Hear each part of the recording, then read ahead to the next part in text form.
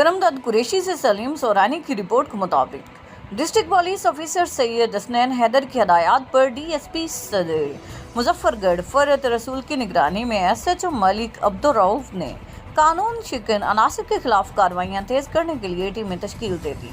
गुज़श्ता रोज़ SHO Malik Abdur Rauf ने team sub inspector Sajjad Ahmad और ASI Mohammad Hanif के हमरा कार्रवाई करते हुए मोहम्मद आफ्ताब वल्द मुख्तियार हुसैन कौम जंगलानी से 2 अदद 30 बोर पिस्टल, नसीर खान वल्द मोहब्बत खान कौम पठान सकना कोहाट से 1 अदद कलेशनकोफ 4 अदद 30 बोर बरामद करके गिरफ्तार कर लिया। मुकदमा दर्ज करके मुलजमान को हवालात बंद कर दिया। डीएसपी सदर फरत रसूल ने एसएचओ मलिक अब्दुर्रऊफ के हमरा कॉन्फ्रेंस करते हुए सहाफ़ियों से गुफ्तगू करते हुए कहा कि अवाम के जान माल का तहफ़्फ़ुज़ अवलीन तरजीह है। नाजायज़ असलाह इलाके के अमन के लिए दहशत और खौफ की अलामत है। नाजायज़ असलाह रखने वालों के खिलाफ कार्रवाइयाँ जारी रहेंगी।